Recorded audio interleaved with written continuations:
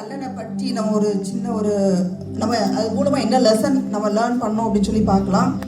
First என்னன்னா, நம்ம எல்லாரும் வந்து டெத்துக்காக நம்ம டிசர்வ் பண்ணப்பட்டவங்க. நமக்கு வந்து மரணங்கிறது நிச்சயிக்கப்பட்டு இருக்கிறது. ஒருத்தர் நம்ம என்ன பண்ணுறோம், தேர்ந்தெடுக்கிற வழி. ஒருத்தர் என்ன பண்ணுறோம், நம்ம பரலோகத்துக்கு போகிற வழியை தேர்ந்தெடுக்கலாம். மற்றவங்க என்ன பண்ணலாம், ஹெல்லுக்கு போகிற பாதை. ரெண்டுமே நம்மளோட கையில் இருக்குது.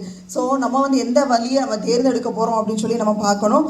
செகண்ட் பாயிண்ட் என்னன்னு பார்த்தோன்னா, அந்த கல்லன் என்ன பண்ணான்னா, அவன் வந்து தன்னை ஒப்பு கொடுத்தான். சிலுவையில் வந்து நான் மற்ற கல்லன் என்ன சொல்கிறான், நீ வந்து ராஜா தானே, நீ உன்னையும் வந்து நீ ரசித்துட்டு என்னையும் ரசித்துக்கோள் அப்படின்னு சொல்லி சொல்கிறான். ஆனால் மற்ற கல்லன் என்ன சொல்கிறான், நம்ம வந்து அநியாயமாக தண்டிக்கப்படலை, நம்ம செய்த தப்புக்காக தண்டிக்கப்படுறோம். ஆனால் அவர் வந்து என்ன பண்ணுறாரு, ஒன்றும் தப்பு செய்யலை, அதுக்காக அவர் தண்டிக்கப்படுறாரு, நீ இப்படி பேசக்கூடாதுன்னு சொல்லி அந்த சிலுவையில் எதிர்த்து தன்னை தாழ்த்தி அவர் நாமத்தை மகிமைப்படுத்தும்படியாக நடத்துகிறான். மூணாவது என்னன்னா, Jesus died for every sinners. அவர் வந்து யார் நல்லவன் கெட்டவன் அப்படின்னு சொல்லி இவர் வந்து நல்ல காரியம் பண்ணியிருக்காரு, அதனால் இவருக்காக நான் மறிச்சிருக்கிறேன், இல்லை இவன் வந்து ரொம்ப பாவியாக இருக்கிறான் அதனால் அவனுக்கு நான் மறிக்கலன்னு சொல்லலை.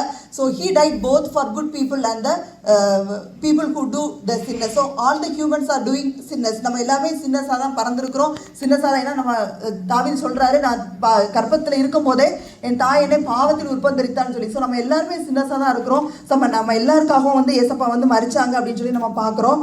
அப்புறம் என்னன்னா, இது மூலமா நமக்கு என்ன தெரியுதுன்னா, ஒரே வழி வந்து நமக்கு இயேசுவை மாத்திரம் நம்ம பிடிச்சு கொண்டாதான் நம்ம வந்து பிழைக்க முடியும் அப்படின்னு சொல்லிட்டு, இது வந்து neutrality is not an option. நமக்கு வந்து கொடுக்கப்பட்டிருக்கிற அந்த நம்ம டெத் பெனால்ட்டி வந்து ஒரு ஆப்ஷன் இல்லை. நம்ம எல்லாரும் we have to undergo. So அதை நம்ம அண்டர்கோ பண்ணுறதுக்காக தான் ஏசப்பா வந்து நமக்காக சிலுவையில் மறைச்சி நமக்கு வந்து ஒரு விடுதலையே நித்திய ஜீவனை நமக்கு கொடுத்துருக்கிறாரு.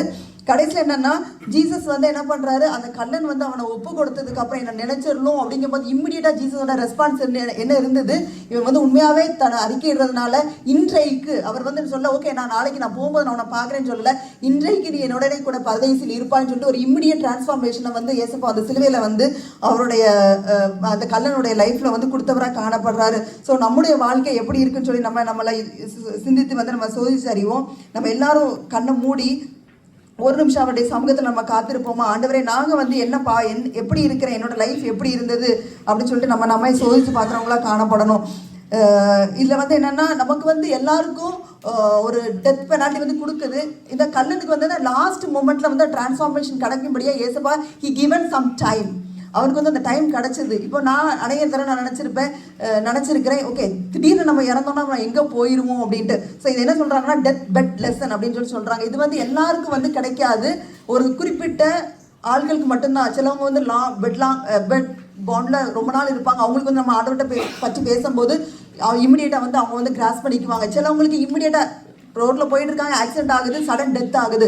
ஸோ இது வந்து நமக்கு எல்லாருக்கும் கொடுக்கப்படாது. இந்த வந்து வாய்ப்பு வந்து எல்லாருக்கும் கொடுக்கப்படாது. ஸோ கொடுக்கப்பட்டிருக்கிற இந்த காலத்தில் நம்ம வந்து தேவனை தரிசித்து அவரை ஏற்றுக்கொண்டு நம்ம பாவ மன்னிப்பு நிச்சயத்தை அந்த கல்லன் எப்படி அறிக்கையிட்டு அவனுக்கு கொடுக்கப்பட்டது.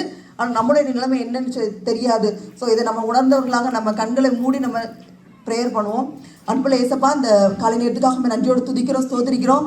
இந்த கல்லனை, இந்த ரசிக்கப்பட்ட அந்த கல்லனை போல நீங்கள் எங்களுக்கு ஆண்டவரே ஏசப்பா, ஒருவேளை அந்த டெத் டைம் வந்து எங்களுக்கு கிடைக்காட்டியும் ஏசப்பா, நாங்கள் இன்னிலிருந்து இந்த வசனத்தை நாங்கள் கேட்கிறோம். அநேக வசனங்கள் நீங்கள் எங்களுக்காக மறிச்சிங்க, எங்களுக்காக உயிர் தெளிந்தீங்க, எங்களை மீட்டு கொண்டீங்கன்னு சொல்லி ஒவ்வொரு வசனத்தை மூலமாக நாங்கள் பார்த்துட்டு வரோம்.